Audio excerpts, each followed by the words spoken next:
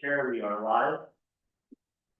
Welcome everyone to the special meeting of the Police Accountability Board on Wednesday, December 17th. To access the meeting remotely, join from the PC, Mac, iPad, iPhone, or Android device using the URL in the packet. If you do not wish for your name to appear on the screen, use the drop-down menu and click on rename to rename yourself to be anonymous. To request to speak, use the raise hand icon on the screen. To join by phone, dial the number in the packet and enter meeting ID 867-2683-8117. If you wish to comment during the public comment portion of the agenda, press star 9 and wait to be recognized. The city of Berkeley recognizes that the community we live in was built on the territory of the Huchun, the ancestral and unceded land which Chinese-speaking Ohlone people, the ancestors and descendants of the sovereign Brona Band of Alabama County. This land was and continues to be of great importance to all the Ohlone tribes and descendants of the Brona Band. As we begin our meeting tonight, we acknowledge and honor the original inhabitants of Berkeley, the documented 5,000-year history of the vibrant community of the West Berkeley Shamans and the Ohlone people who continue to reside in the East Bay. We recognize that Berkeley's residents have and continue to benefit from the use and occupation of this unceded stolen land since the city of Berkeley's incorporation in 1878. As stewards of the land regulating the city of Berkeley, it is not only vital that we recognize the history of this land, but also recognize that the Ohlone people are present members of Berkeley and other East Bay community today. With that, we will go to agenda item number 1. All right, thank you, Chair. For the record, this meeting was called to order at 6:30 p.m. I'll now proceed to roll call. Chair Caetano here. Vice Chair Wilson is absent on a granted leave of absence. Board Member Calvillo. Here. Board Member Lovich. Here. Board Member Wells. Here. And Board Member Buzzell is currently not present. On behalf of the ODPA, we have Director Aguilar, Data Analyst Saeed Nandi, and myself, Policy Analyst Jose Murillo. On behalf of the BPD, we have Deputy Chief Tate joining us remotely, and Lieutenant Coates present with us here in our meeting location. With that, Chair, we have a quorum. Great.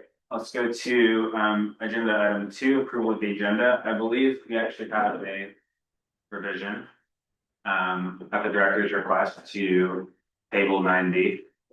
Was that still an outstanding request? Yes, the Chair, board members, good evening. Just wanted to request that we can postpone that discussion. We did receive some inquiries from stakeholders. We want to make sure we provide the most full information we can to make that decision. It is a big decision for the board, so we want to just hold off until we address some of the questions that we received. Are there any questions, or are you okay with approving the agenda with that revision? Okay, I'll move that we approve the agenda with that revision. Second. Okay, are there any objections to that motion? Seeing or hearing none, the motion carries. And Jose, we need 3 votes for a valid vote, is that right? That's correct. The leave of absence modifies the minimum quorum requirement. Okay, great. With that, we'll go to public comment. Agenda item 3. Okay. As a reminder, our speakers are generally allotted up to 3 minutes. There may be a lot less time if there are many speakers. They may comment on any matter within the board's jurisdiction at this time, except confidential personnel matters. With that said, anyone physically present would like to provide public comment? Okay, I'll move on to our virtual attendees. And just one moment, timer on screen. We'll start with Nathan Mizell. You've been granted permission to speak, and 3 minutes are on the clock when you're ready. Thank you, Jose. I appreciate it. Board, I first want to thank you for your continued work and your struggle to make oversight a reality in this city.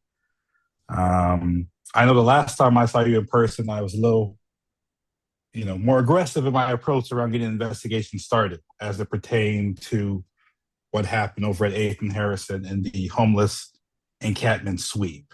I appreciate the work you've done on that and many other issues in the months that have passed since then. And as probably better than me, as this city has struggled immensely with following the mandates that the voters of this city passed in 2020 by an 85% vote. So tonight, I want to commend you for your work, your continued fight to make those mandates a reality in this city.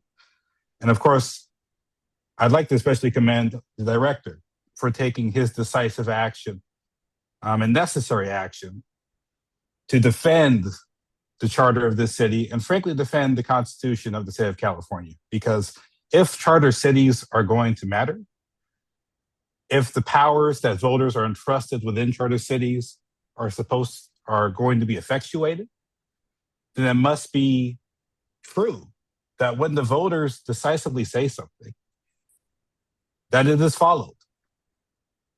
Our charter is what makes the mayor the mayor. It's what makes the council members the council members. It's what makes me a rent board commissioner. It's what makes y'all board members of the Police Accountability Board. And it is what has enabled and should be enabling the unfettered access to records as it pertains to your investigations. Police chiefs making their personal determinations on what sort of records are salient to investigations undermines the very spirit and the letter of the charter. It is unfortunate that this fight has to now take another form. I wish, of course, that this board had its own legal counsel or counsel who would recuse itself, now given that, according to Berkeley side, the city attorney's office will be, of course, defending the city, presumably to weaken the very charter that the voters passed in 2020, with the same city attorney watching over that passing at that very meeting. I was attending at that meeting. So it is my sincere hope that an outcome that protects the charter comes through the courts and that you are allowed to do your work unfettered and with the full support of everyone in this city who is entrusted to protect the will of the voters. Thank you. Thank you. And at this time, are there any additional speakers attending virtually that would like to provide public comment?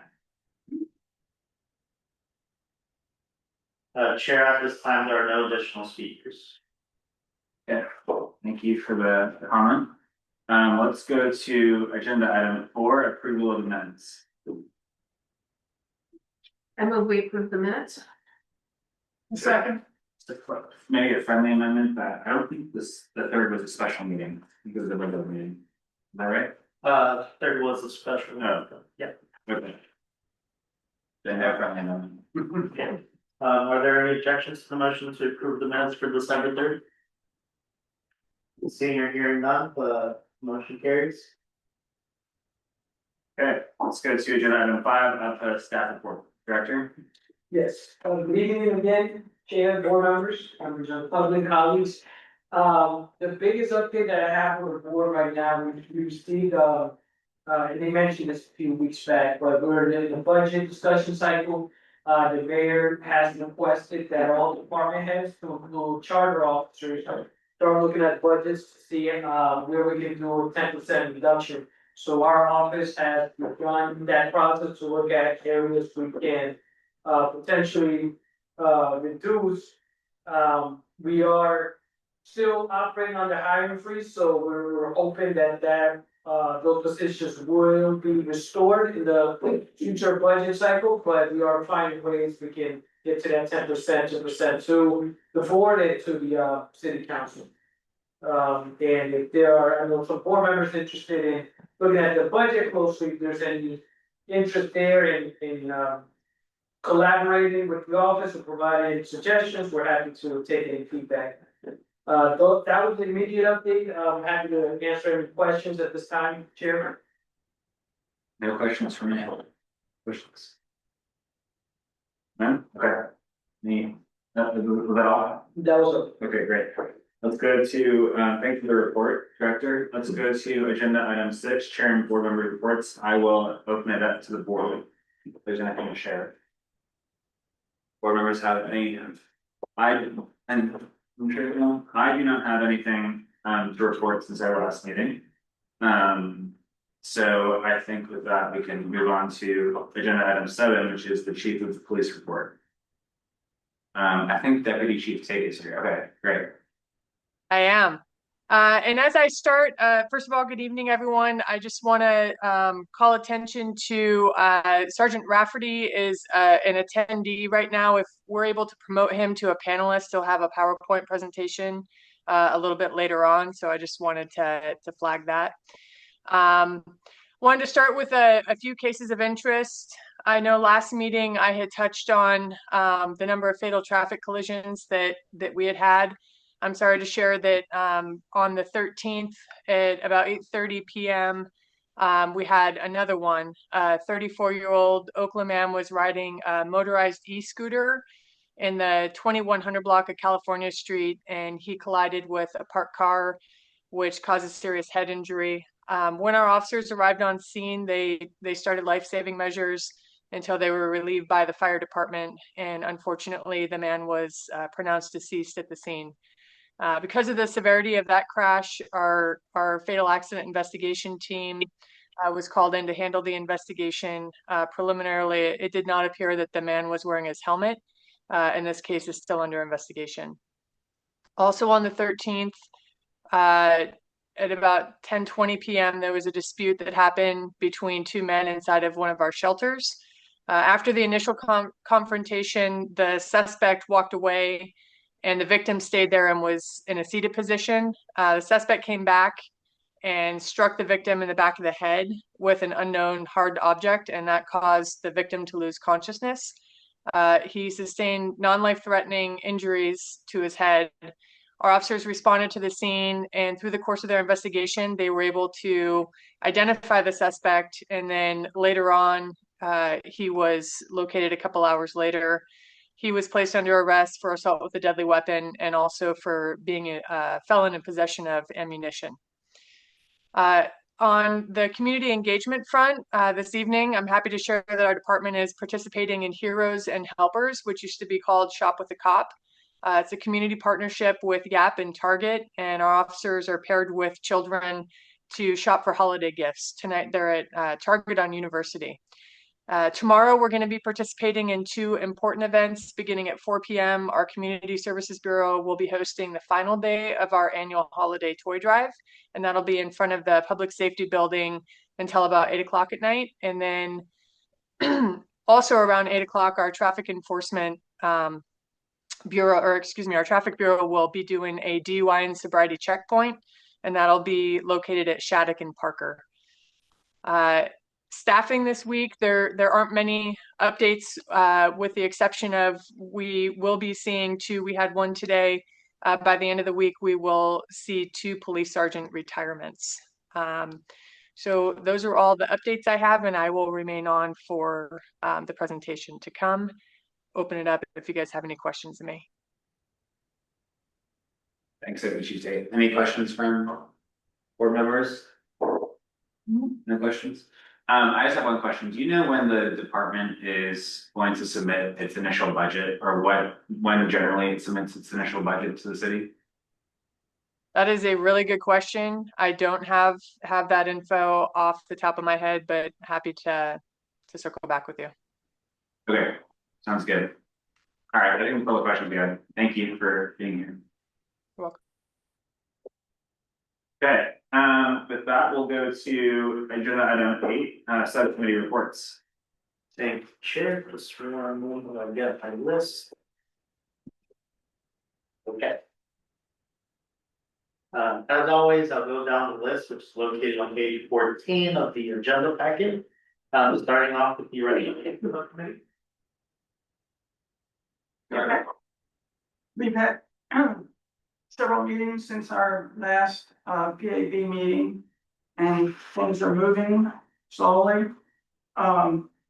We did, board member Lefwich and Director Aguilar and I met in closed session with the council and other stakeholders. And we will report more on that during our closed session. We had a meeting this morning and we'll have another one on Friday, the regulations. inside stakeholders and the union. And that's my report. Policy review committee, any reports since our last meeting?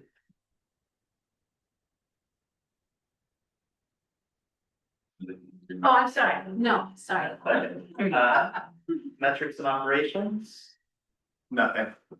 outreach and engagement, No update. arrest code of prohibition, No update. policies and practices on mechanic clearances. No update. Okay, and any updates from our liaisons? None since the last one. And any updates since our last meeting for our policy updates assigned to board members? Can you remind us who is assigned what? I'm sorry, board member Calavita has two.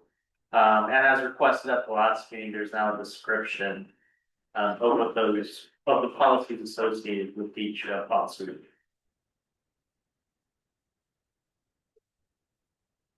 And that's on page 3. Any update, board member Collins? No, I think the one that I was assigned to, correct me if I'm wrong, Jose, but I thought that we were waiting for a response from the department. Yes, so there's a follow-up that needs to happen on that, so we could coordinate on that as well. Thank you.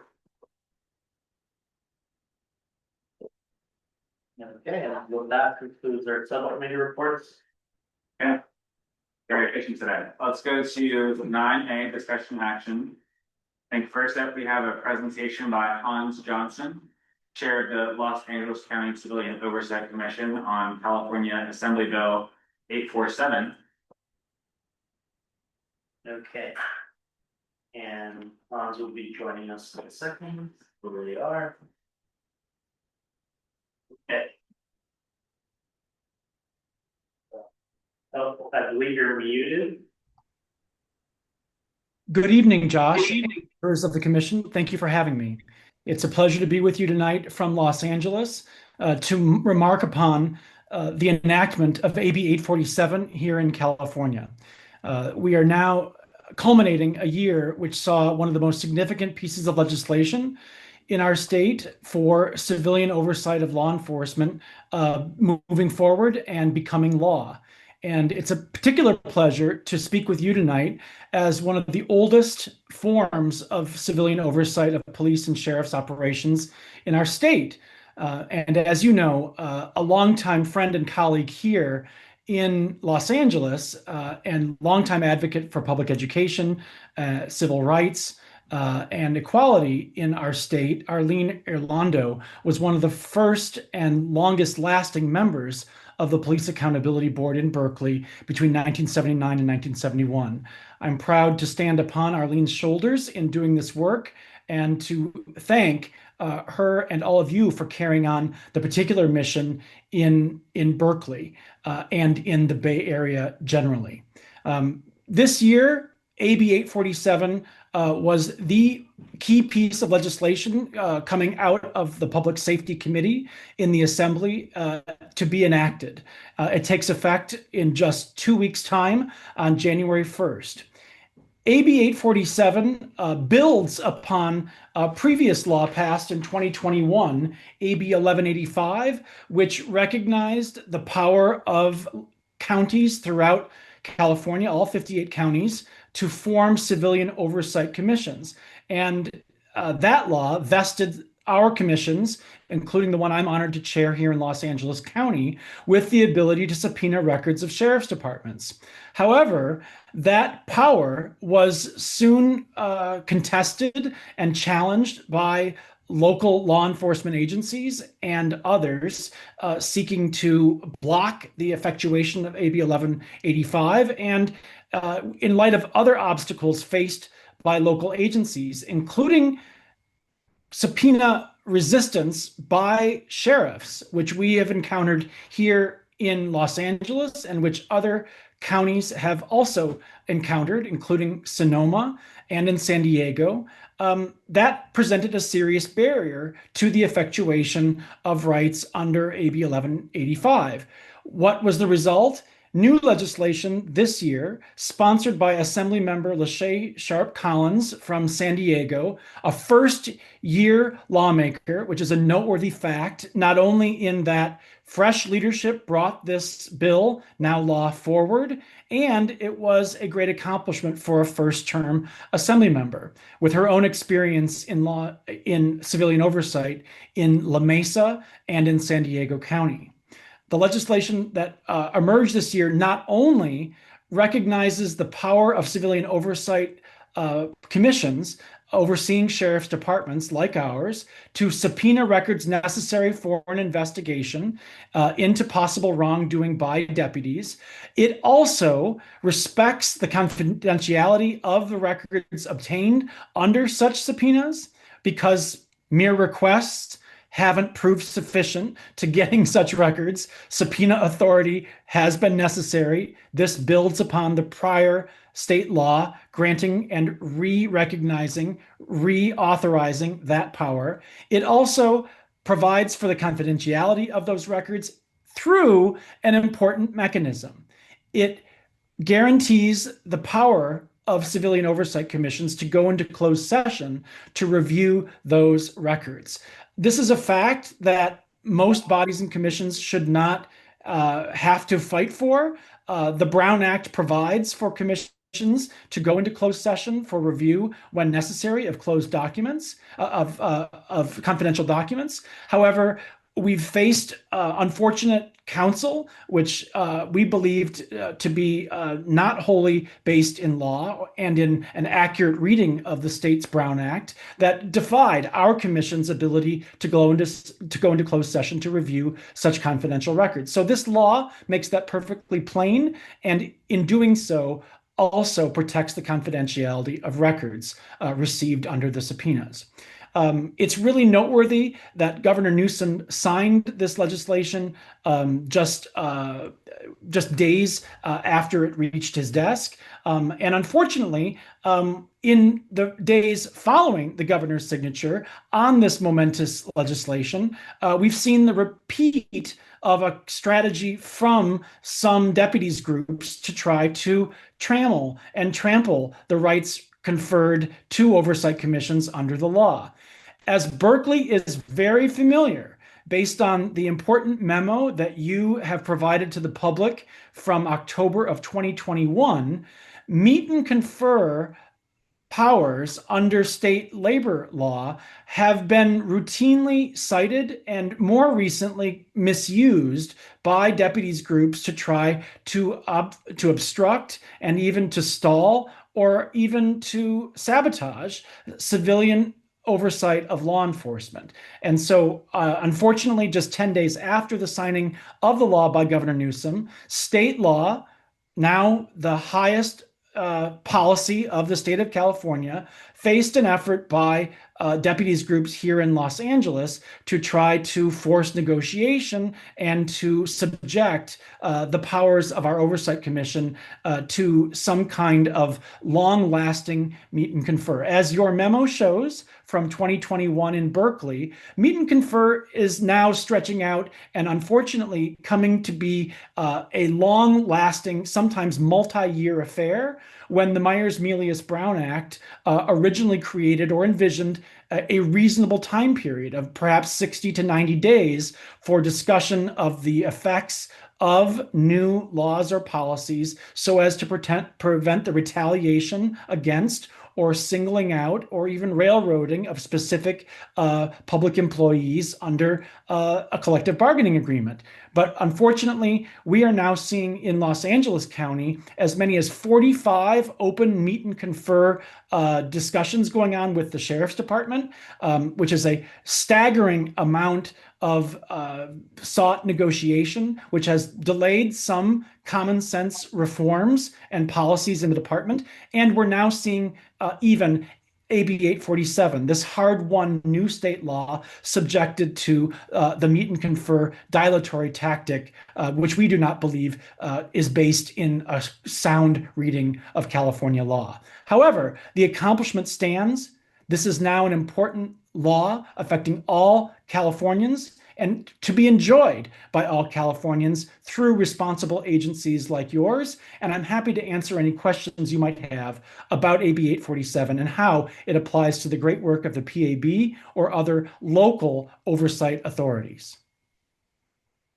Thanks, Hans. Really appreciate the presentation. Just for context for the board, I met Hans at NACL, and he was one of the most energetic members there. So I'm glad that we're forming a continued relationship with the oversight body in Los Angeles County. I will open it up to board member questions, because I know that there are a few board member left. Yes, thank you so much for presenting to us tonight. Congratulations on the new law.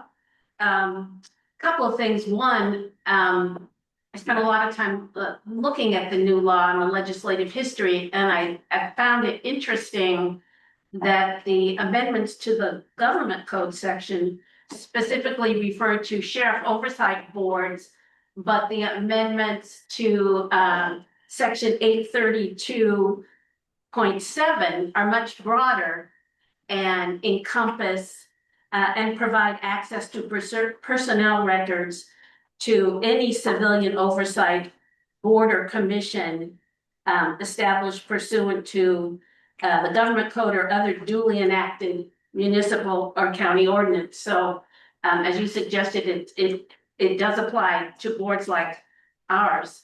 But I thought it was kind of interesting the way that the legislation was formed with the two different sections there.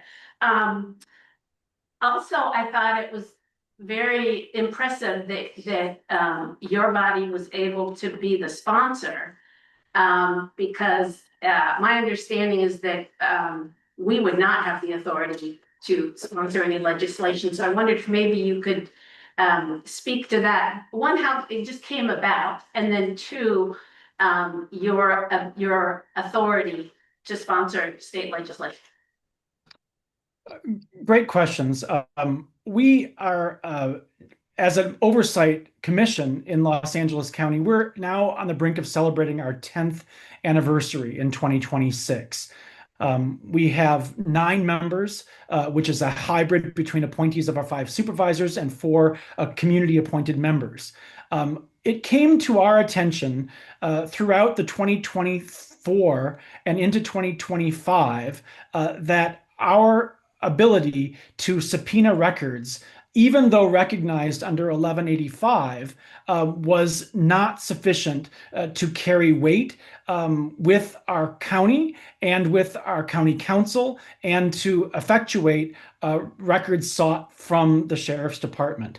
It was clear that we were facing many different barriers, some in law or at least interpretations of the law, and some in terms of process, including the closed session barrier that I mentioned earlier. But we recognized that we needed to go to the legislature, to go to the top of the state, as it were, and to clarify that the hands of the sheriff were not tied when it came to fulfilling requests for records about, in the case of a killing of an unarmed civilian, in the case of the beating and detention of a teacher for that ended up resulting in federal charges of constitutional violations of that Angelino, who happens to be transgender, by a now former member of the sheriff's department, and a severe beating of an Angelino in 2020 that ended up resulting in severe injuries, maiming of that person, and longstanding witness by his mom before our commission about what records might exist about her son's beating. 3 stellar cases of records that we hoped would be released to our commission for further evaluation, but which were stymied. And so we realized that we had to go back to the legislature. We had to find a sponsor for such legislation, someone who was not cynical, someone who was not stuck in the obstacles of the past, or perhaps swayed by the influence of other opponents, but who would carry the legislation forward. And we had that in Assemblymember Sharp Collins and the legislation moved forward. We took amendments throughout the process. We listened to law enforcement organizations. Most law enforcement organizations that initially opposed the bill came off the bill, which is a gesture of respect, but also speaks to the value of consultation in the legislative process. And I just want to uphold that, because not only did it result in a stronger piece of legislation with buy-in from unusual allies, but it ended up fending off last-minute attacks in the legislative process by being able to cite quite truthfully how much negotiation had gone into crafting the bill. Some of the portions are not in the original chapters, I think, where they might have been placed in the first version of the bill, but ultimately it does strengthen county civilian oversight and has many benefits to local civilian oversight. I believe that we are revealing through the work, not just in the substance, but in the process of accomplishing this, what can be done in future sessions. And I think even the reaction and the efforts to trammel these hard-won rights already are revealing additional courses of legislation that may need to be adopted for civilian oversight to be truthfully delivered for the people of California who expect it and have voted for it repeatedly. Thank you, but just to get back to the one question about your authority, was there ever any issue about your authority to sponsor this legislation? Well, we were regarded as a sponsor, even though we were not the official sponsors of it. The legislative process affords for authors to regard entities as sponsors, even if they aren't necessarily taking on the primary emphasis or the primary mission of being the sponsor. Legislative sponsors retain that ability to recognize sponsoring entities or individuals over and above what might be taken on or claimed by that entity itself. And that is very apropos in the case of our Oversight Commission. We faced pushback in Los Angeles County from some inside the county trying to challenge our role of speaking up in support of this legislation. That did not turn out well for those critics seeking to undercut the commission and using our voices as individuals to accomplish something that was very much in the public interest and aligned with the interests of our Board of Supervisors. So we did not officially embrace that role of sponsor, nor did we seek out the limelight as a sponsor. However, we were glad to be recognized by the actual legislative sponsor as an entity with great credibility helping to carry this legislation forward. Right. Thank you. And again, congratulations. Thank you. I actually had a question. Thank you so much, Hans. I wasn't clear on what you were saying there at the end about 847 and the meet and confer process. Is it going to be now subject to meet and confer? There are efforts to try to sweep even the clear language of this law into a meet and confer process, which I will note has something of a Bermuda Triangle ring to it here in Los Angeles County, as in other jurisdictions.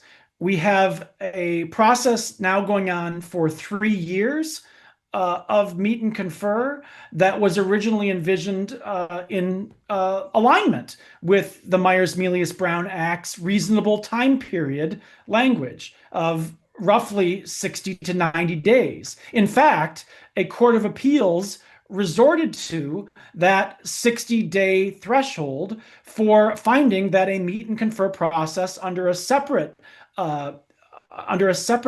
initiative was a reasonable undertaking here in Los Angeles County. So what we're seeing, unfortunately, is the corrupting of a meet and confer process meant to protect union members' rights from reprisal or retaliation being turned into a weapon to block and stall oversight. So we are seeing I will just note, even before the effective date of this law, we're seeing an effort to try to drag the commission into a meet and confer process, which we don't believe is wholly lawful and certainly not necessary, before we can even enjoy the rights clearly and plainly conferred to us by the legislature acting on behalf of the people of California starting January 1st. So I just want to share that again, as an additional warning about the dangers of the meet and confer process being misused against oversight, against honest public safety in our state, even as we will be participants in a discussion. However, we want that to be as limited and as time limited in scope and limited in time as possible. Thank you. So Hans, the meet and confer is jurisdiction by jurisdiction, right? It would be the LA Sheriff's Department meeting and conferring with your oversight body. And you're saying that could happen across different jurisdictions or cities in California. I will just note that the 45 open meet and confers in the LA County Sheriff's Department should be a warning sign to every jurisdiction in California, especially those either working on and having oversight bodies and those seeking to establish oversight bodies. It should also be a subject of dialogue with state lawmakers about how meet and confer is being misused in Los Angeles County and maybe misused elsewhere. That this is a problem that is emerging as a strategy to try to block legislation or its effectuation and enjoyment by Californians after the fact should be a very worrying sign to the legislature, which typically doesn't like to see its policies so undercut or undermined on an instance by instance, locality by locality basis when state law is supposed to be supreme. So if we were approached about a meet and confer, what advice would you give to us if we were in that position as well? My advice would be to push back on any effort to try to sweep plain language that doesn't involve effects, that doesn't involve discipline or fallout on individual badge-wearing officers. Push back on the effort to try to sweep in plain language of policy into a drawn-out meet and confer process from which there is no easy escape hatch. There may be legitimate issues involving the effects, the consequences for performance of duties, and even the meting out of possible discipline that may result from implementation standards. But to use a broad-based cudgel of meet and confer even before the effective date of a law and to attempt to negotiate over language that doesn't clearly meet the standard of the meet and confer statute itself, which says, as your Berkeley memo notes from 2021, the language of a law, the substance of a law itself is not subject to meet and confer. So why are the substantive rights and powers designated by state laws? Why is that being subjected to meet and confer when the meet and confer statute says otherwise? There are some precedents that are not wholly favorable in this area, but I would argue that even some of those precedents, as we've discovered in Los Angeles County, are not being used virtuously to justify the protracted meet and confer that is being sought or potentially jeopardizes the effectuation of this law as others in the County of Los Angeles. Are there any other questions for Hans? If not, we'll let you go and thank you with our gratitude for presenting. Thank you very much. It's normally not our practice to allow public comment, so we'll save it after an agenda item. So we'll save any public comment for the end. But thank you for being here. We appreciate it. Thank you again. I appreciate the warm welcome. Thank you. Thank you. that, we'll go to 9B. Discussion action on the annual review, and I believe Sergeant Rafferty is going to be promoted. Is that right? Yes. Action on the annual review of the use of force policy to reflect developing practices and procedures per SB 230 and BPD policy 300.13 policy review and updates. Awesome. I would like to start with just a brief intro, if you all don't mind. I want to say thank you for the opportunity for us to be here this evening and for your continued engagement on policy matters that sit at the intersection of accountability, officer safety, and public trust. Tonight's discussion reflects our shared goal of ensuring that our use of force policy remains current, legally sound, operationally clear, and aligned with evolving best practices. I want to begin by acknowledging and thanking the ODPA for the memorandum that was prepared for tonight's meeting. The memo was thoughtful and well-researched. It also provides important context regarding recent legal developments and national oversight discussions, particularly around how pre-incident decision-making is considered when evaluating uses of force, otherwise known as the framework for officer-created jeopardy. While that concept continues to evolve nationally, the underlying principle isn't new to Berkeley. California law has long required uses of force to be evaluated under the totality of the circumstances, including what occurred leading up to the use of force. The expectation is already reflected in our current policy and in the working draft we're sharing tonight, which directs consideration of officer conduct, reasonably feasible alternatives, and the use of time, distance, and cover, as well as de-escalation. At the same time, we want to be clear that as we're given this presentation, that we haven't made any decisions. What you're seeing tonight is intentionally a working draft shared early to start the discussion. It's not a final proposal or predetermined outcome.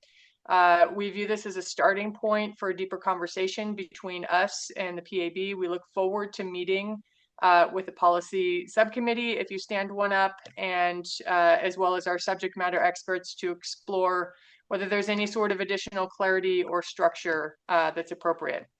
With that context, I'd like to turn it over to Sergeant Rafferty, who is our policy sergeant, who will walk the board through our proposed changes. Thank you, Deputy Chief Tate. Good evening, everybody. I want to make sure you guys can hear me first and foremost before I really get into it. Loud and clear. Like it very much. So I'll go ahead and share my screen. Give me 1 second here.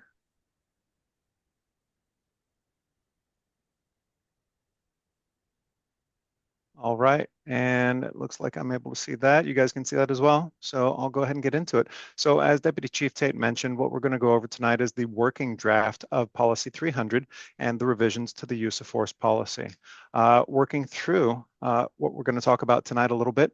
Again, the working draft was just that. It's part of a working group, or the result of a working group, not only of myself, but other management in the department, field training officers, the Firearms and Tactics Unit, as well as the Defensive Tactics Unit, just so we could get lots of different perspectives in regards to this policy and come forward with something that's going to be both operationally feasible, something that's going to be able to be trained, and something that our officers can definitely work with and present in the field. So in terms of why we did this, obviously the goals of the review and the revision are required under the policy. And as you guys will see, this incorporates a lot of changes from Government Code 7286. And I'll get deeper into that in a few minutes, but just want to bring it up that what we're going to mainly be doing to the policy is bring it within the confines of Government Code 7286. Again, I'll get into the details of that, but we'll also be streamlining the policy. And with that being said, some concerns were brought up to our office and to our trainers, just how best to train and how best to operate while incorporating all the tenets of Policy 300. It's a very detailed policy. It covers all types of uses of force. And we understood and we learned that there were certain issues in terms of how best for folks to apply it in the field. So we streamlined it a little bit in terms of training as a major consideration, but also for the ease in reading and understanding of the officer so that they can apply it in the field at those critical junctures when force must be used or may not be used or must not be used. We also wanted to work to implement best practices, both looking at what we've got as well as what other agencies throughout the state have moved into, and also adjust any case law or changes to case laws that might relate to the use of force. A little bit of background in regards to Policy 300. Obviously, it was a carryover from our original U2 back when I started many, many years ago here at the department.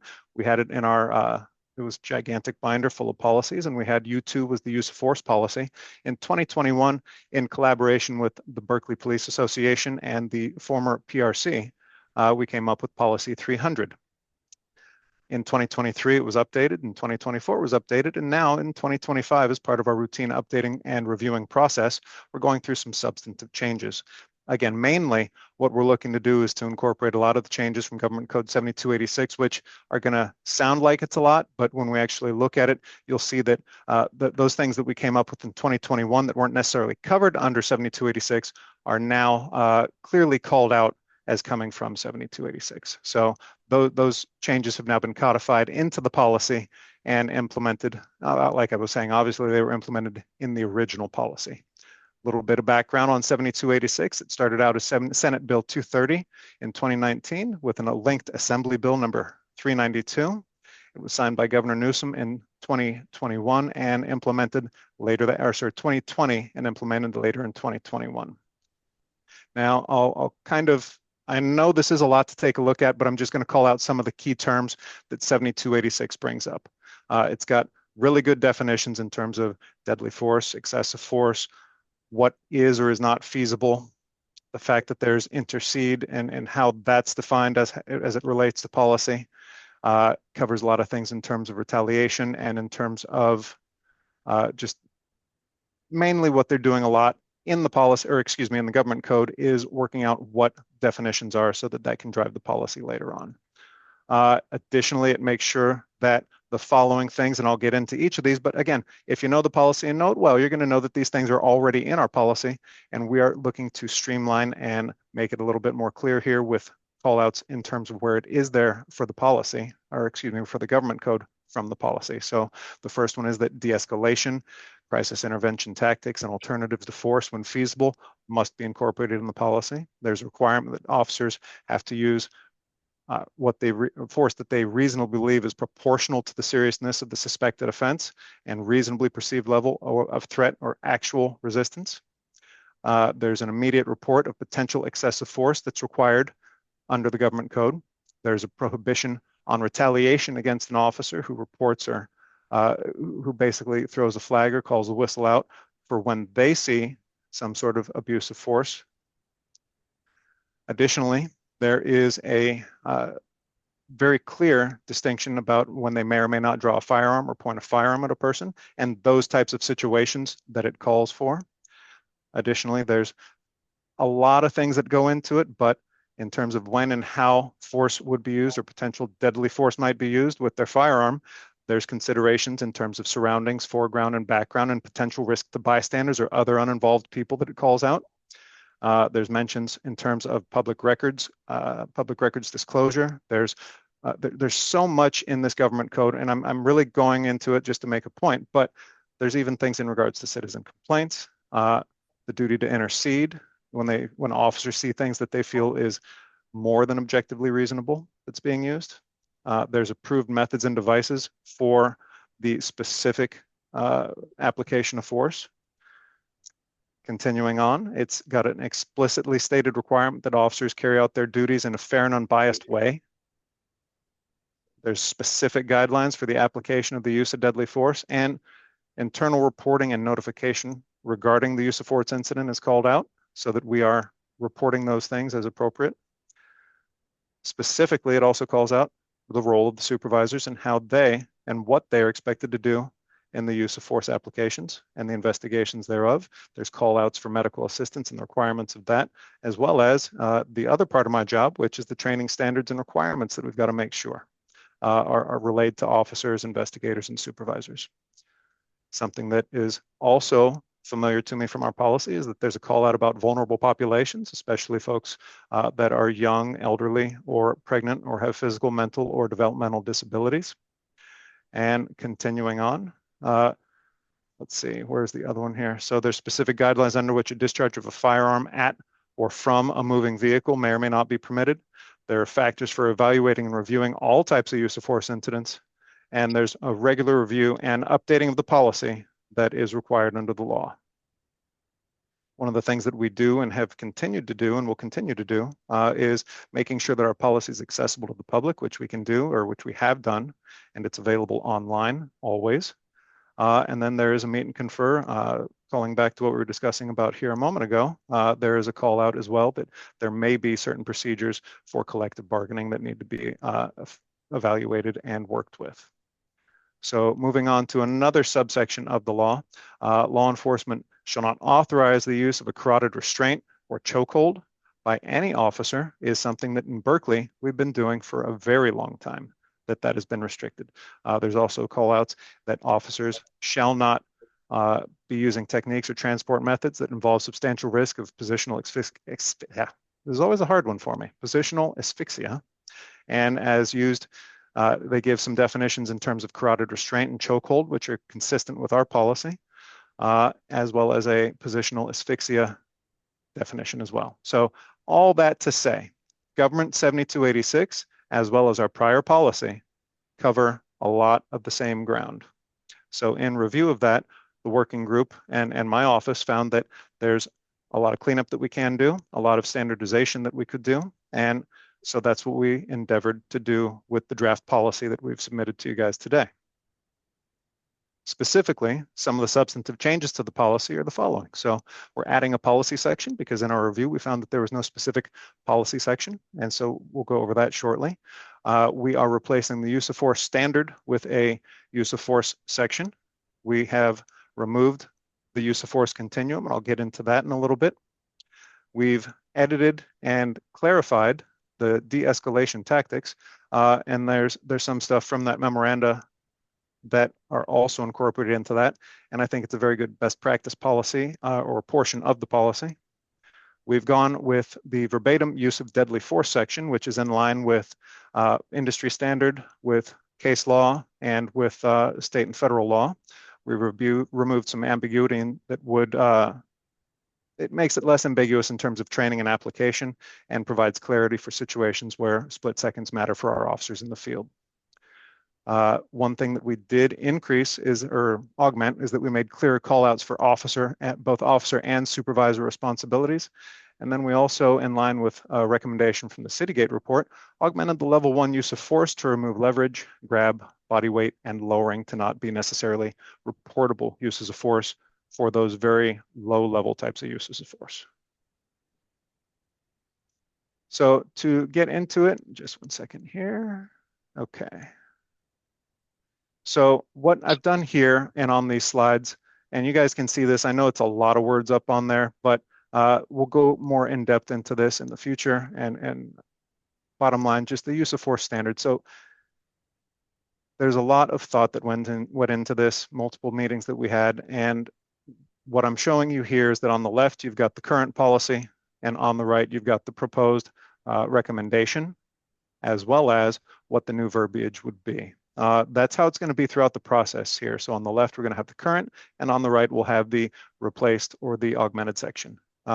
Specifically on the current use of force standard, on the left, you're going to see certain things that are highlighted, like the blue, we've got objectively reasonable, and we've got that over on the right here. So just my point being is that there are certain things that carry over from the current policy into the new and edited policy. So it's not that we're changing it wholesale. We're just, again, cleaning it up and making sure that we've got, for the most part, we've got the spirit of the older policy into the new, while trying to also streamline it and make it easier to train on, easier to operate under, but still maintaining the overall spirit of it.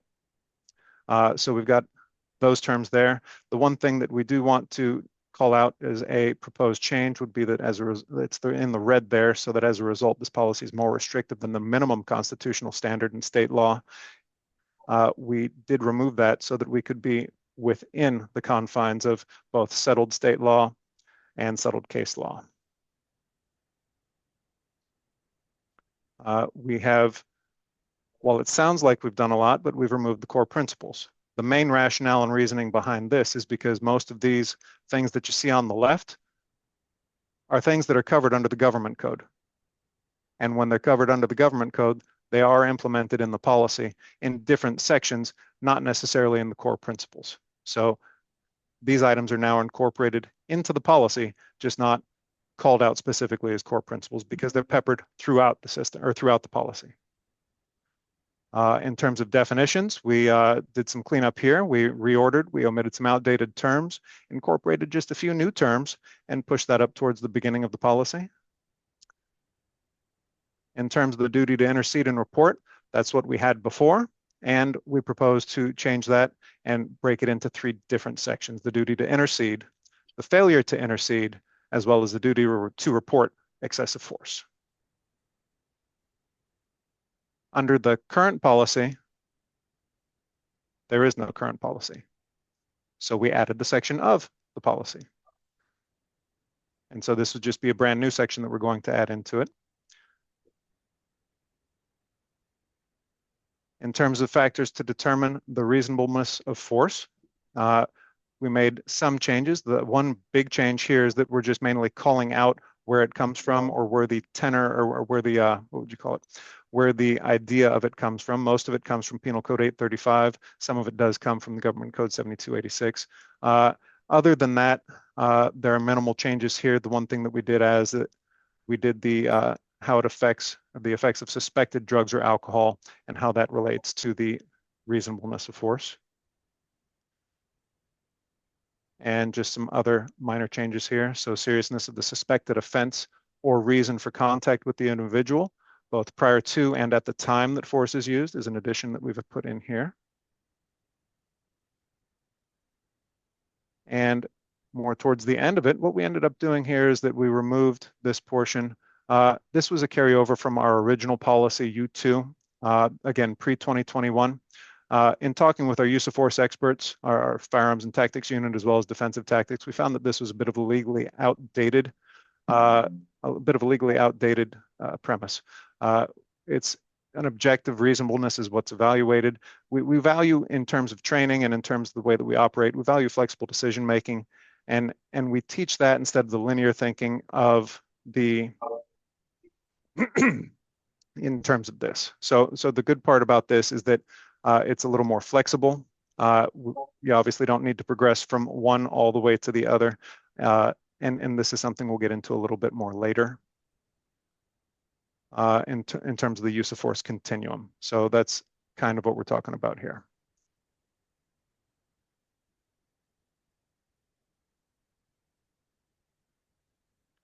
Moving on to de-escalation tactics, and I'd like to call out this part as it relates to the memo from November 26. In terms of the recommendation, let's see, for the officer created jeopardy, there is a portion under letter C. So employing other tactics that do not reasonably increase officer jeopardy. In addition, when reasonable, officers shall evaluate the totality of circumstances presented at the time in each situation, and when feasible, consider and reasonably and utilize reasonably available alternative tactics and techniques that may persuade an individual to voluntarily comply or may mitigate the need to use a higher level of force to resolve the situation before applying force. And such attempts or such alternatives may include, but are not limited to, attempts to de-escalate the situation, and if reasonable, the use of crisis intervention techniques by properly trained personnel, I think gets to one of the big main points of that memoranda, and that's, again, a later point of discussion, but just wanted to bring that out in terms of a quick evaluation of what we're looking at there.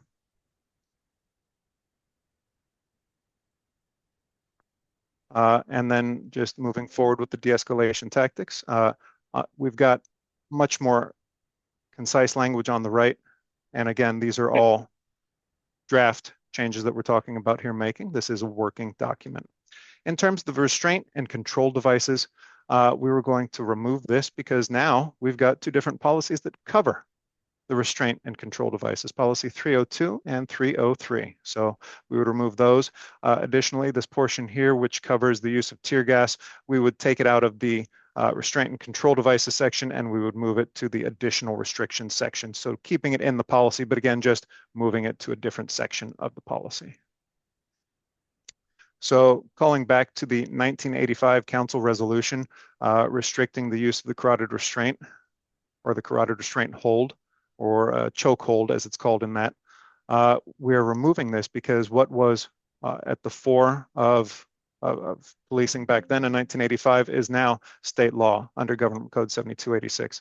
So no longer needing this call out to the council resolution because the state law is very clear in regards to what it is.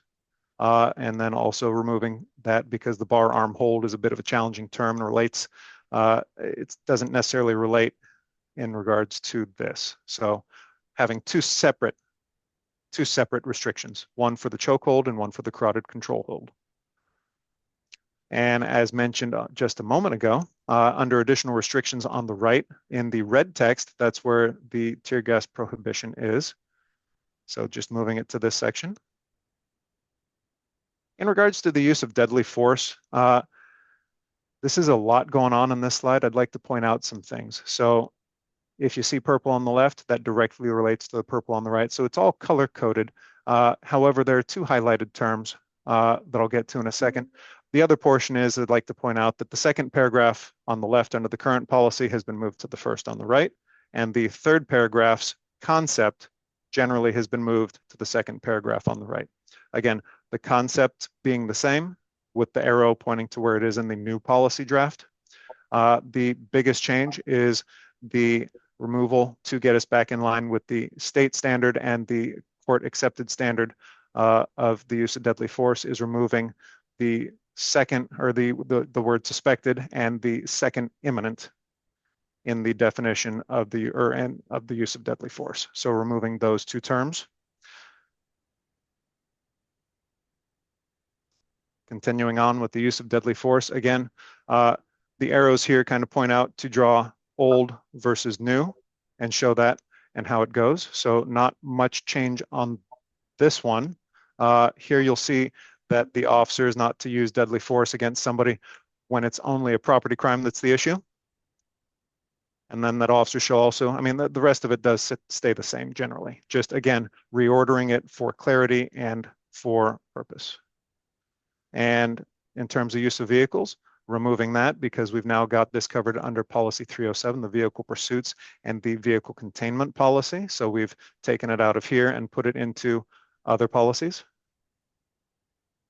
Now, one thing that we did do is that we clarified and made it a little bit more clear. What's the officer supposed to do when it comes to use of force? How are they supposed to report and what are they supposed to report? So we made it a little bit more clear. Instead of just two key points on the left, we've gone to multiple points on the right, specifically all of those there. So we can go into it a little bit later, but I think at its heart of hearts, it gives a clear expectation what the officer is expected to do and when and how they need to report it to a sergeant. And under supervisor responsibility, I know what it looks like, and it looks like there's a lot more that the supervisor needs to do.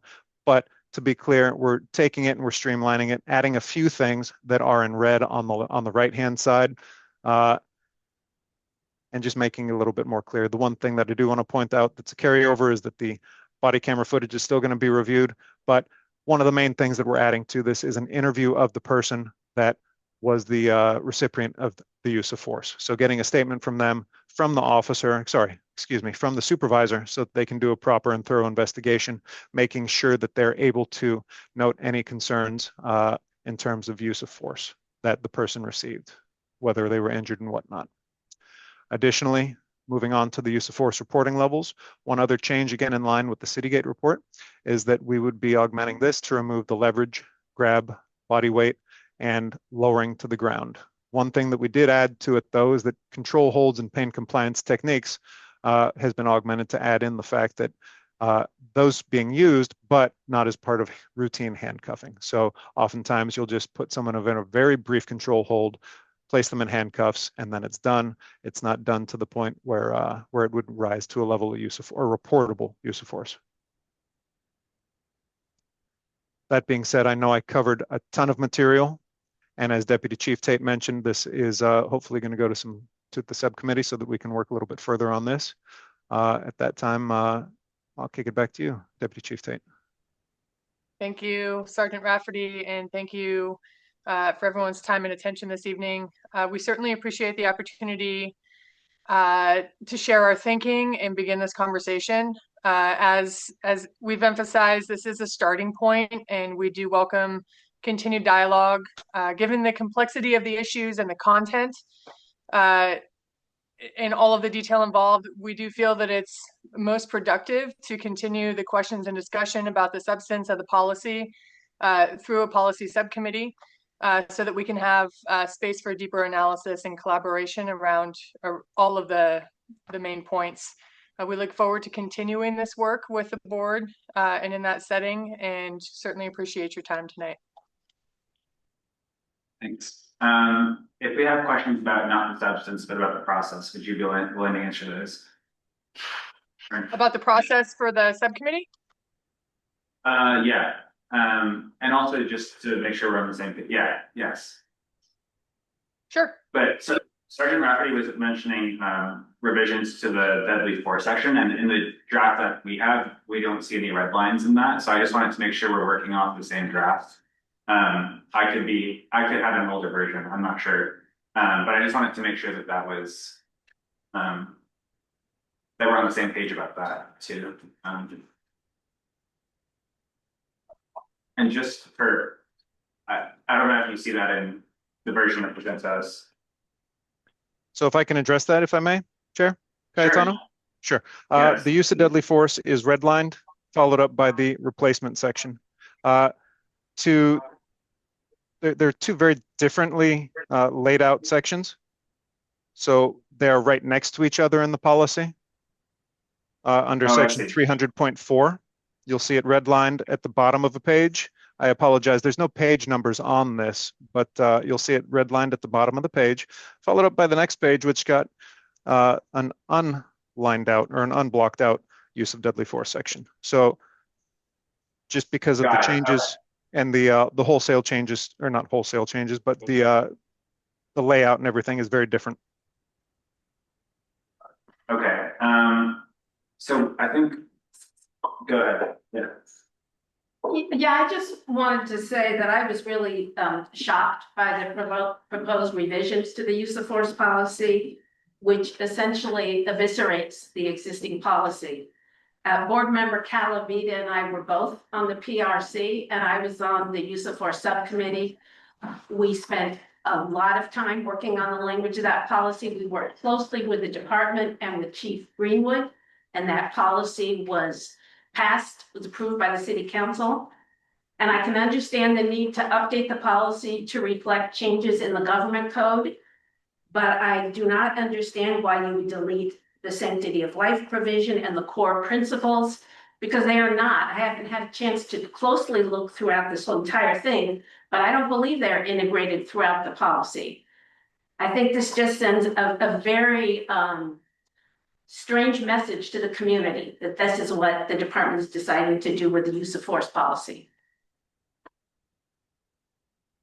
I can certainly appreciate that. As you know, I was part of the subcommittee and worked through a lot of those changes with you. What we are trying to do is come up with a policy that is not so far off of all of the changes that have happened to state and federal law, and get to a place where we have now had some time to practice the use of force policy and have feedback from our training staff about some of the inconsistencies or ambiguities that officers have felt. So with that, I absolutely appreciate the sentiment and certainly want to have more conversation about this and going through and explaining the updates that we're proposing, so that we can get to a place that feels balanced and aligned. Further, if I could jump in regards to that, that's where the subcommittee I think would be helpful, because we can point out where certain things are in the old policy or are not old in the present policy, and where they appear or where their spirit appears in the revised policy. For instance, You mentioned the sanctity of life, and I'd encourage you to take a look at the purpose and scope in the proposed policy, just as an example. Thanks for that. Did you ever receive word from anyone outside of the department that the use of force policy was not in compliance with state and federal law? Or was that something that you came to understand? Well, we get updates from Lexipol, and whenever there is a change to law, those things get highlighted in the policy. And I think as Sergeant Rafferty is doing, he's trying to align all of the changes that yes, we may have had something that we called out specifically in a particular place in our old U2 policy, that may be covered in a different way within the Lexipol policy. So bringing it into alignment for consistency in the policy so that we're not having to go back and manually do all of these changes. Got it. So my understanding is that this policy was, the current policy, excuse me, was voted on by the city council in 2020 and then reaffirmed in 2021. So is it your understanding as well that this would need to go to city council in order to be implemented before it's implemented in the department? Because I don't understand how the department can change what the city council voted on its own. So I think it would behoove us to take a look at the history of the policy and ensure that in fact council did vote on it. I think that we're not getting away from any of sort of the underlying core principles here. They are still incorporated in the policy. So if in fact council had voted on it, then we can look at what the process will be for going back and making the changes. At this point, we're trying to get aligned with how we look at any policy that is of great concern. We have a policy subcommittee. We engage with the PAB. We discuss it with the city attorney, and then we roll it out and train it. So that is sort of the understanding of the foundation of our policy work and how it works. Okay. I would encourage you to look at the July 23rd, 2020 special meeting with the city council. And my understanding is that at that city council meeting, then Chief Greenwood submitted a policy, and from the dais, there were numerous revisions made, and then ultimately it was unanimously agreed to by the city council. And so my position is that a number of these changes that were agreed to by the council and that were worked out between many stakeholders can't be made without that going first to council. Because or else, we have to follow the same process that was followed by that council. So I just wanted to flag that for you, and maybe next time we discuss in the policy committee, we can talk about the interplay between those two as well. That's what I was talking about. I was saying that not substantively, but more procedural, because I think it's helpful to talk about that as well. Are there any questions from? Yes, I have another question about the process and what it is the department expects of this body and our collaboration between the department and the policy committee, because these changes are massive, and some of it's rearranging things, some of it's deleting and adding, but there's a lot of change here. And as board member Lethbridge said, back in the days of the PRC, I don't know how long was spent, maybe a year or more, developing policy 300. So if we're to work with the department and do due diligence, this could take a long time. I mean, this is a lot of change, and with our limited resources right now, I just don't, it's going to be very challenging to really do a proper job. So Understood. I wanted to hear from you exactly what you all are sort of expecting of us, and if truly it would be a real collaboration as it was when we developed policy 300, or is this more a fait accompli? I think that this is early in the process, and I think it's hard to say exactly what we can expect. I think, in short, what we would like to do is give you an opportunity, and you just received the draft today, to take a look at the draft and go through and figure out whether or not it is truly taking out some of the stuff, or whether or not everything is addressed and the things that are removed are reflective of what state law is and redundant. So that being said, I think it is up to us to work together to figure out what that work will look like and how long we think it's going to take.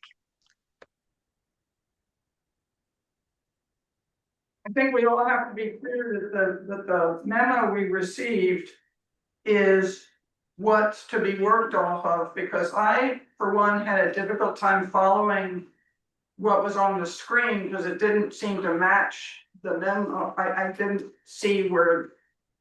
So among other things, the basic is if we have the right handout.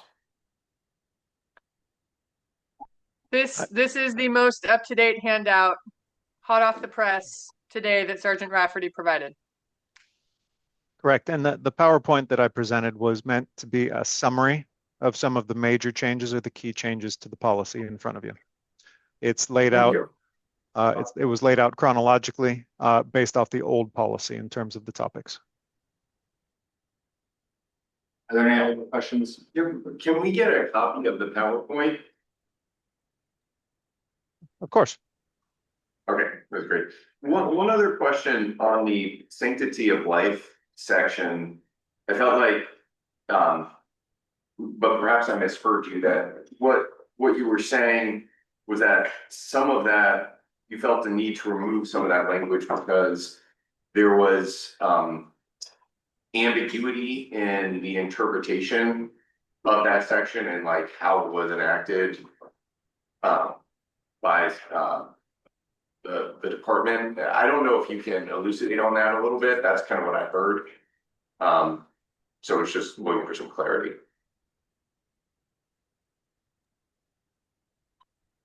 Overall, the goal was to bring the policy after thorough review into a more streamlined, into a more understandable, and into a more clear policy. There are certain sections that may have been redundant, or certain sections that we can discuss later on that are incorporated in other portions of the policy. Again, I didn't have the time to get into that today, and I don't want to. It would be overly burdensome to try and get into that in this session today. That wouldn't be fair to anybody. So that's why I was extremely brief with my comments. And trust me, I could go on a lot longer. Understood. Okay. Thanks, Sergeant. Are there any other questions from? Yeah, going provision by provision right now is not the best, forum or use of our time, but we appreciate your first draft and look forward to talking with you more about it. So thank you for coming and presenting it to us tonight. I'll let you guys go, and I'll reserve a couple moments for the board to discuss the item without your presentation. But so thank you. Thank you. Okay, so I just wanted to open it up to board members before we move on to the next agenda item for comments from the board instead of questions for the department.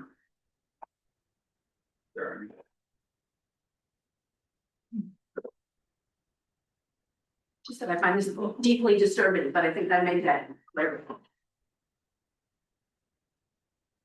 So from, and I apologize, it was kind of unclear to me as far as like the next steps. Is it our committee that is like empowered to work with them on this, or like what? So I would say this is it's out of the ordinary where the department proposes a red line to us and asks us to take up. Usually our policy committee is the one that's taking up policies affirmatively or responding to members of the public. But the policy subcommittee would be the proper subcommittee to take this on, and that would be something that the subcommittee would discuss. There were a few things that, well, I noted a couple of things, to the department about the procedural history, I guess, of how this got, formed. And I know that there was a lot of, hours spent into negotiating this, with the current policy 300. So, I want to be able to look at it more, intently and closely because, at first glance, it does seem like there are a lot of things that are deleted. But then, as they were explaining, a few things are, incorporated throughout other sections. The thing that stuck out to me was the use of force standard. I mean, the standard is changed. It's not just reworded, it's changed. And so that, like, even that baseline in itself is something that requires a lot of consideration and thought that goes into it. So I want to be able to take a closer look at it because we just received this, I think yesterday. So, And I would just say the sanctity of life provision, it's a very conscious effort to lead with that and to make a statement to the community by the police department. And so I, again, have not had an opportunity to look through this with a fine tooth comb, but I do not believe that that concept is woven throughout the remaining policy. And they say it's streamlining, but it sends a lot different message than just that they want to do streamline. yeah, I mean, there are things that are not in here, like the use of non-lethal force. I didn't see that described anywhere. So I mean, there's a lot of things that I'm kind of trying to connect together. Okay, with that, any more final comments?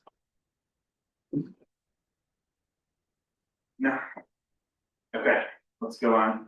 There's no action for us to really take at this time. I guess we could like send her as a board a referral to the subcommittee if that's something that's of interest, but that would be the only thing that I could think of. Well, subcommittee, we're still engaged in negotiations over our regulations that were passed in 2023.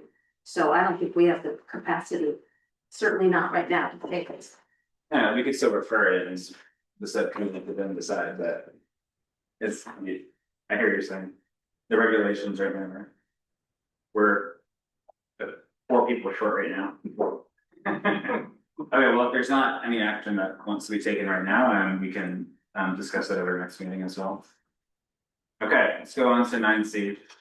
Discussion and action on the proposed 2026 Police Accountability Board regular meeting schedule. I think the director prepared an updated chart, so I'll give it to him. Yeah, I'll go ahead and turn it over to our policy manager, and then I'll fill in any gaps if you have any questions. Okay. So on page 44 of the regular meeting packet, we have the updated calendar. Based on the feedback we received last time, we've incorporated the council meetings, as well as made some adjustments to the meetings that were originally proposed in August. The one change that we didn't necessarily implement, as we noted in the memo, was the change to January meetings. But I know there was some interest by the chair to, and I believe it was Board Member Leftwich, to move those to the 7th to 21st. We had originally cited just logistical challenges to the 7th meeting in particular, given the holidays before and limited staff availability in the 2 weeks prior. And I'll hand this off to the director in a moment to talk more about how we can make that work. But with that said, that's sort of the summary of this updated calendar. As we noted, we did send out the Google poll, the one thing that's not on here, for the strategic planning session. So far, we have a quorum for January 17th. But that date hasn't necessarily been confirmed yet.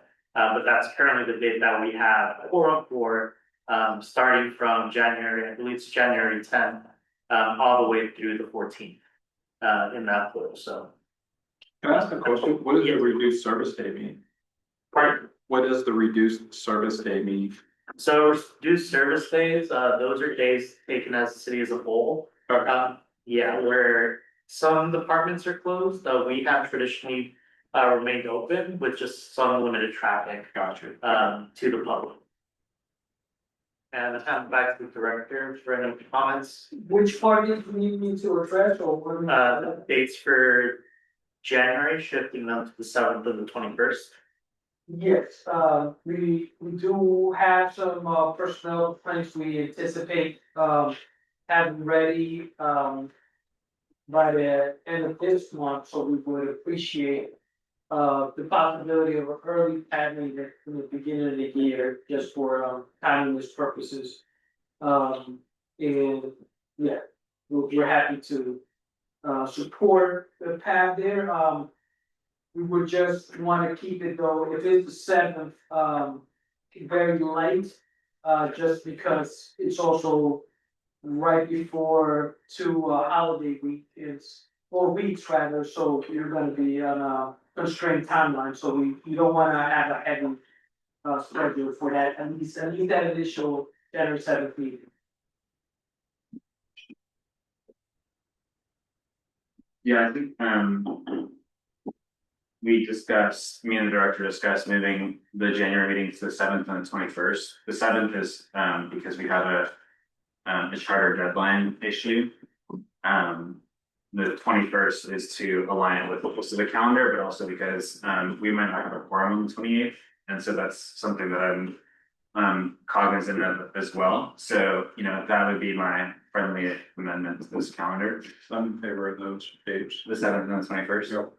I mean, I'm also just concerned about the unmanned aerial system policy stuff that I'm. Exactly, yeah, so there's a few things that are moving it up. And also being able to move it up so that we could potentially have 2 meetings before the council meeting in January, like, that's something I'm also cognizant of.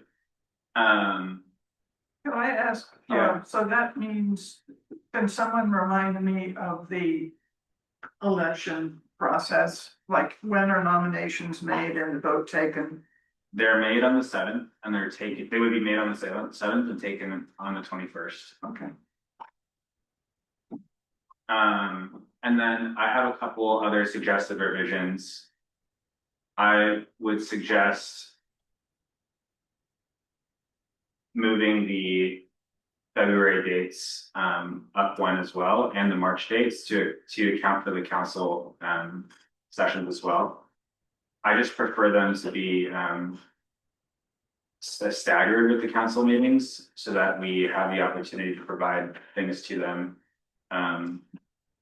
before their meeting as opposed to responding to them afterwards. That's I'll be on leave for the 4th. okay. February 4th? Yep. Family obligation. Or family commitment.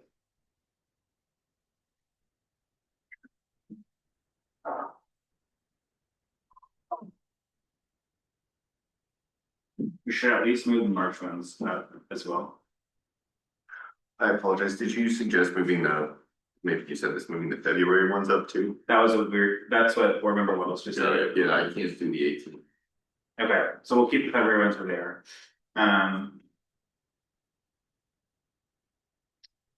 What was the other one that I was thinking of? There was, I'm fine with moving up March. we would have back-to-back meetings. That would be the only, In March, yeah, the 4th and the 18th. yeah, we would have the 25th. The 25th of February. Oh, yeah.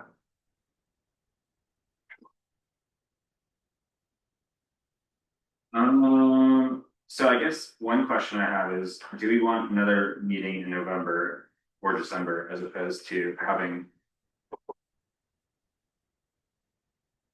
two in March? My answer would be it depends on how much.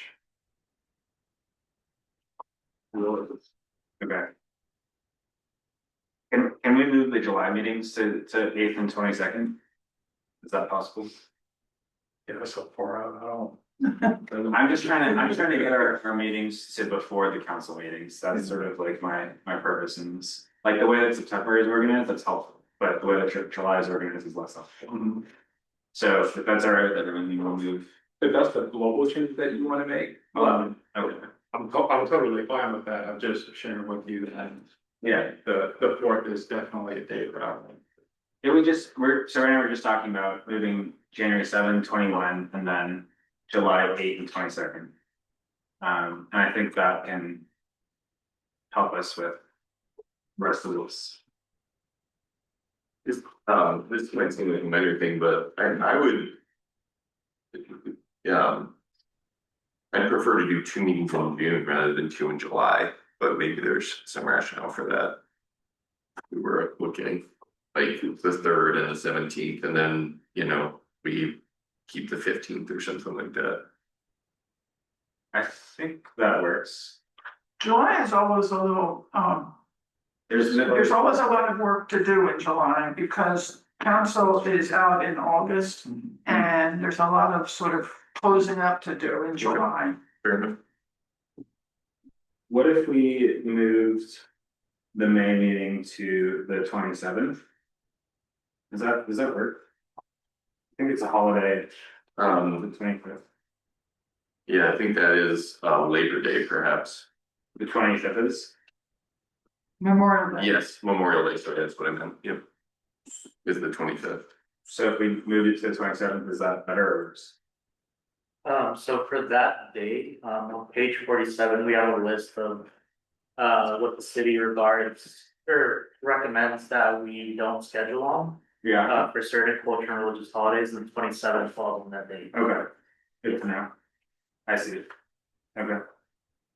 Okay, well, I guess, it sounds like the only changes that we agree on are moving January 7th and 21st, and then I'm forgetting the other two. March, moving, no, it wasn't March. July. It was July, so 8 and 22. Yep. Why aren't we moving March?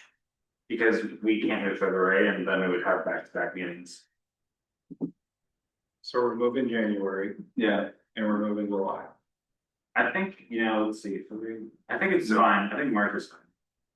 We have the annual report presentation. Okay, does that work for everyone? One more request, I actually have something on December 2nd, believe it or not. Is it possible to push that to December 9th? I mean, I don't see an issue with that. Do you think that they will hold for next year? It should. Second? Yeah. The only, I guess, yeah, we can leave that, it's fine, December 9th is fine. Okay, that directed, or, analyst, what do you, let you capture all this? Yes. So it's only January and then, July and the December meeting. Okay, Yeah, and I captured the dates. okay, great. So What do we need, do we want July? we're just moving, So we're moving them up to 8th July and 20th. 8th and 22nd. do we need to vote on this? Yes, please. Oh, okay. Well, I'll move that we approve the calendar with the changes that I just mentioned. I'll second. Okay, proceed to the roll call votes. And just a quick summary as to what the changes were. We would be moving the 2 proposed January dates to January 7th and January 21st. The 2 proposed July dates to July 8th and the 22nd. And the December meeting from the 2nd to the 9th. Great. That said, Board Member Calavita, Yes. Board Member Lufwich. Yes. Board Member Wells. Yes. Board Member Burko, Yes. and Chair Kayatani. Yes. Okay, motion carries. Okay, great. Question, let's go to the next agenda item, which I believe is public comment. Yes. We'll now proceed to public comment. As a reminder, speakers are generally allotted up to 3 minutes, but may be allotted less time if there are many speakers. They may comment on any matter within the board's jurisdiction at this time, except confidential personnel matters. With that said, do we have any public comment from those physically present? Seeing none, I'll move on to our virtual attendees. Anybody attending remotely, would you like to provide public comment? Please use *9 with the raised hand icon. Chair, at this time, I see no hand raised. Okay. Well, thank you everyone for being here. We're gonna go to closed session now. So with that, let's go to agenda item 11, closed session. Those on the webinar, you can remain for the announcement of closed session action. Audio and video recording will stop.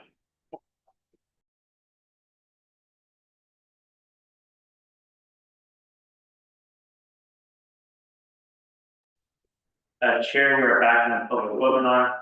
Okay, welcome back. We'll go to agenda item 12, announcement of closed session actions. The board heard summary of the closed session on the regulations for the labor negotiator representatives, appointees, and we also took action on complaint number 19 and 20. And with that, we'll go to agenda item 13. Adjournment. Do I have a motion to adjourn? So moved. Great.